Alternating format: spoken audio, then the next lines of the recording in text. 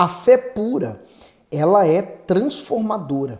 É isso que nós vamos ver um pouquinho hoje em Jeremias capítulo 7. Antes, vamos pedir que Deus dirija-nos. Meu Deus, eu apresento, Senhor, essa meditação e peço que o Senhor abra o nosso entendimento. Tenha misericórdia de nós e nos dá o entendimento da Tua palavra. Amém. Jeremias capítulo 7, versículo 1. A palavra que da parte do Senhor veio a Jeremias, dizendo: Põe-te à porta da casa do Senhor e proclama ali esta palavra e dize: Ouvi a palavra do Senhor, todos de Judá, os que entrais por essas portas para adorardes ao Senhor. Assim diz o Senhor dos Exércitos, o Deus de Israel: Melhorai os vossos caminhos e as vossas obras, e vos farei habitar neste lugar. Não vos fieis em palavras falsas, dizendo: templo do Senhor, templo do Senhor, templo do Senhor é este.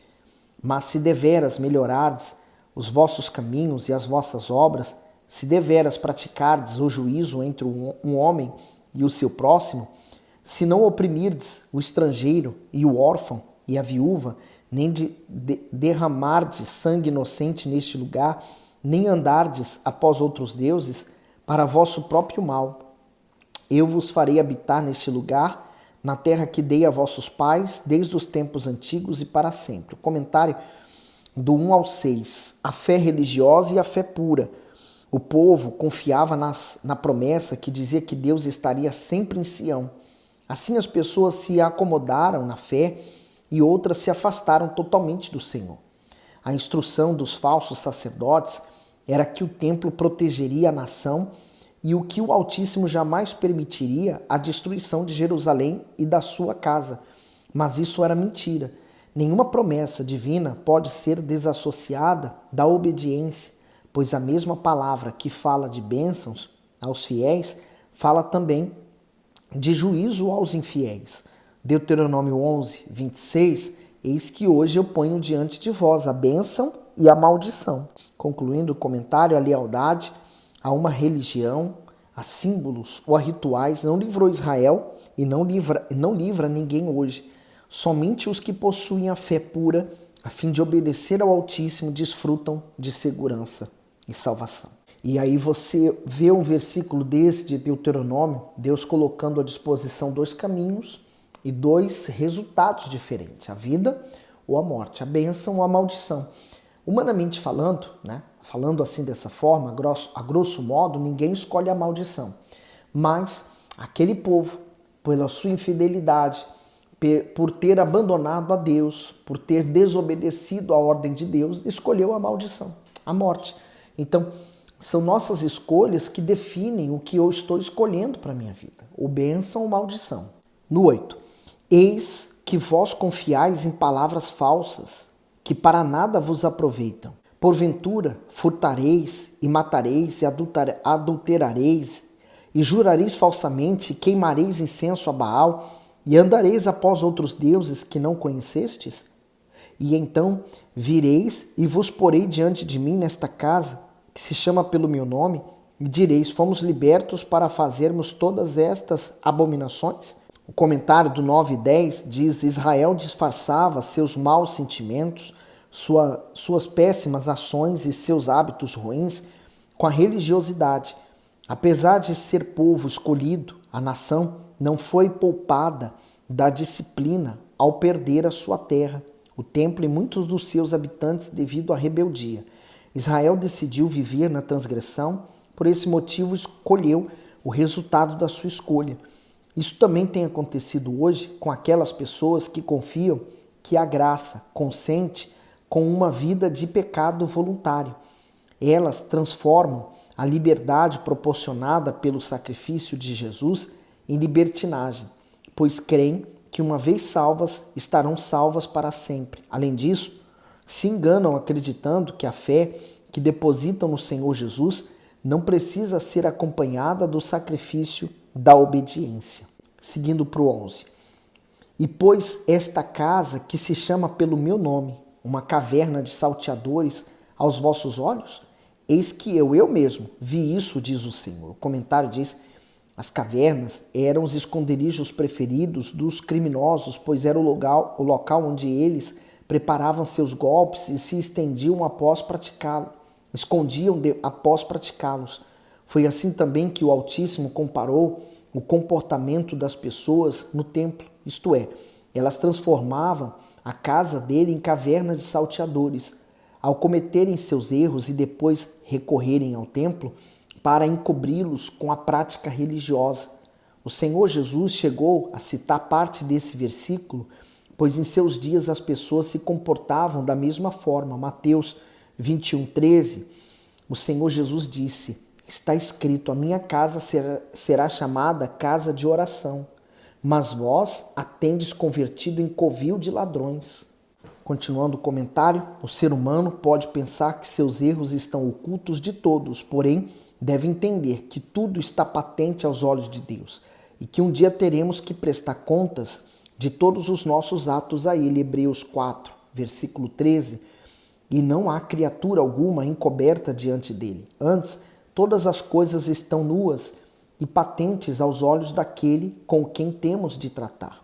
Então, olha que ponto chegou, né? O pecado, né? Que cegou literalmente aquelas pessoas e elas não se viam assim. Elas não conseguiam se ver tão pecadoras, tão erradas. Elas se achavam que estavam no caminho certo. Então, quando elas ouviam isso de Jeremias, eles achavam que Jeremias estava contra eles, né? Falando contra eles, sabe? Aquela pessoa que é enganada ou completamente enganada pelo seu coração. Assim eram eles. Então, quer dizer, olha o porquê de nós termos que vigiar e pautar a nossa vida hoje de acordo com a palavra de Deus, né? A palavra de Deus, ela sempre está nos moldando, nos fazendo ver as nossas imperfeições. Como o apóstolo Paulo, ele falou que a palavra de Deus é como um espelho. Então, quando nós olhamos para ela, nós vemos as nossas imperfeições e podemos e temos a chance de corrigi-las. No 12. Mas ide agora ao meu lugar, que está em Siló, onde ao princípio fiz habitar o meu nome, e vede o que lhe fiz por causa da maldade do meu povo Israel. Agora, pois, porquanto fazeis todas estas obras, diz o Senhor, eu vos falei madrugando e falando, e não ouvistes, e chamei-vos, e não respondestes. Farei também a esta casa que se chama pelo meu nome, na qual confiais, e a este lugar que vos dei a vós e a vossos pais, como fiz a Siló. Lançar-vos-ei de diante da minha face, como lancei a todos os vossos irmãos, a toda a geração de Efraim. O comentário do 14:15 diz: Siló era uma referência para Israel, pois lá foi o primeiro lugar na terra prometida, onde o tabernáculo se estabeleceu antes que a adoração a Deus fosse transferida para o templo. Mas, durante um conflito com os filisteus, a Arca da Aliança foi capturada das mãos dos perversos filhos de Eli, que estavam com a responsabilidade de carregá-la. Diante disso, milhares de homens foram mortos. Está em 1 Samuel 4. Dessa forma, por ter deixado de abrigar a glória de Deus, Siló ficou associada à tristeza e à desolação. Mais tarde, Efraim, representando as 10 tribos, sucumbiu diante dos assírios. Mesmo tendo ciência de todos esses fatos, Judá ignorava o convite de Deus eterno que o chamava ao arrependimento. Isso mostra que o Altíssimo permanece com uma pessoa enquanto ela busca comunhão com Ele. Se o rejeitar, certamente ela não terá como usufruir dos seus favores. Olhar para a história e ver a destruição de Siló e do templo em Jerusalém nos ensina que Deus só tem compromisso com quem é fiel a Ele. E não tem como ser diferente. Você é casado ou não, você prefere uma pessoa que seja fiel ou infiel a você? Você quer exclusividade, não é? Então Deus também. Se eu faço dele o meu Senhor, ele tem que ser o exclusivo na minha vida. Assim como eu serei exclusivo na vida dele. No 16. Tu, pois, não ores por este povo, nem levantes por ele clamor ou oração, nem me supliques, porque eu não te ouvirei. Deus falando para Jeremias, nem sequer orar por aquelas pessoas. Quer dizer, Deus estava tão determinado a abandonar aquela nação. 17. Porventura, não vês tu o que andam fazendo na cidade de Judá e nas ruas de Jerusalém? Os filhos apanham a lenha e os pais acendem o fogo, e as mulheres preparam a massa para fazerem bolos à rainha dos céus e oferecem libações a outros deuses para me provocarem a ira. Acaso é a mim que eles provocam a ira? Diz o Senhor, e não a si mesmos para a confusão dos seus rostos? Então quer dizer, eles faziam consciente, né? Aquele erro de adorar a rainha do céu, quer dizer, era consciente. No 20, portanto assim diz o Senhor Deus, eis que a minha ira e o meu furor se derramarão sobre este lugar, sobre os homens e sobre os animais e sobre as árvores do campo e sobre os frutos da terra, e acender-se-á e não se apagará. Assim diz o Senhor dos Exércitos, o Deus de Israel, ajuntai os vossos holocaustos, os vossos sacrifícios e comei carne, porque nunca falei a vossos pais, no dia em que os tirei da terra do Egito, nem lhes ordenei coisa alguma acerca de holocaustos ou sacrifícios. Mas isto lhes ordenei dizendo, dai ouvidos à minha voz, e eu serei o vosso Deus, e vós sereis o meu povo. Andai em todo o caminho que eu vos mandar, para que vos vá bem. O comentário diz assim, para que vos vá bem. O texto diz que antes de o Altíssimo pedir holocaustos e sacrifícios aos hebreus no deserto, ele pediu obediência. As ofertas deveriam expressar devoção e fé, e não serem transformadas em obrigações e formalidades como o povo vinha fazendo. O Todo-Poderoso não abençoa pessoas que se mantêm surdas à sua voz ou que mutilam a sua palavra, isto é, que selecionam apenas o que desejam ou o que lhes é conveniente para obedecer. Então, muito forte esse versículo 23, né? Ele falou que o que ele quer é o que a pessoa dê ouvidos a ele, né? É o mínimo. Se eu quero ter uma aliança com Deus, eu devo dar ouvidos a ele, para que as coisas me vá bem. Não, o problema é que o povo fez o que achava que deveria fazer, o errado. A natureza humana, as inclinações da carne são para o erro. Aí no 24, mas não ouviram nem inclinaram seus ouvidos, mas andaram nos seus próprios conselhos, no propósito do seu coração malvado, e andaram para trás e não para diante. Então está aqui o resultado do que eles fizeram. Não era a culpa de Deus, né? Era a culpa deles próprios. Quer dizer, eles andaram no conselho, nos propósitos do seu coração malvado. Ou, em outras palavras, enganador. Eles seguiram a vontade. Quantas pessoas, por exemplo, elas falam assim, mas eu não tenho vontade de orar, eu não tenho vontade de ir para a igreja, eu não tenho vontade de ler a Bíblia. Nós não podemos fazer as coisas porque sentimos vontade. Nós temos que fazer porque é certo fazer, é necessário fazer. E é onde muitas pessoas terminam por errar porque elas esperam sentir, né? Quer dizer, é uma fé sentimento, é uma fé enganosa. Por isso que tem muitas pessoas hoje dentro da própria igreja que estão enganadas, porque elas seguiram ou seguem o seu próprio coração. E como diz aqui, ó, ela fala assim, ó, mas não ouviram nem inclinaram seus ouvidos, mas andaram nos seus próprios conselhos. Quer dizer, elas seguiu o que achava que estava certo. Ah, o fulano me magoou e eu estou guardando mágoa. Não, eu tenho razão de guardar mágoa. Fulano me maltratou, ele me fez o mal, né? Olha, o fulano conquistou, mas quem é ele para conquistar, né? Aquela pessoa, ela é tão má, ela está conquistando por quê? Quer dizer, eu sinto inveja daquela pessoa. Quer dizer, hoje o ser humano, ela está vivendo assim. Ela ouve o pastor pregando, ela ouve a palavra de Deus, ela diz, né, no interior dela, não é bem assim, desse jeito que ele está falando, não. Pode fazer assim, assim, assim também. Quer dizer, ela está seguindo os próprios conselhos.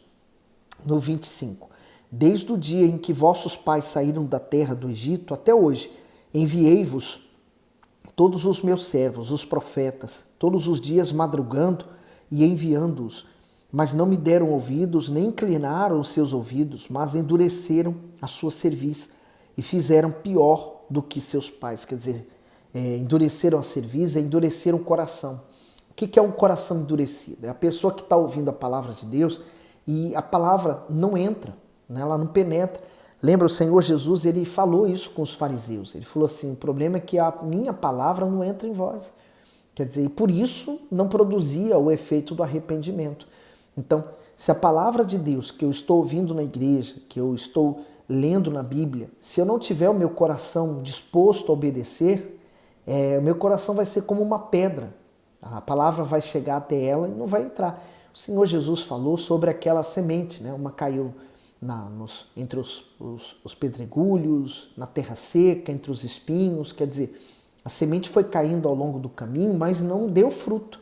Só deu fruto quando ela caiu numa terra boa. Então, eu tenho que ter essa disposição em querer obedecer.